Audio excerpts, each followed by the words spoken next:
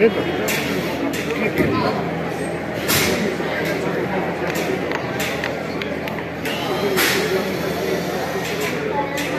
¿Eh?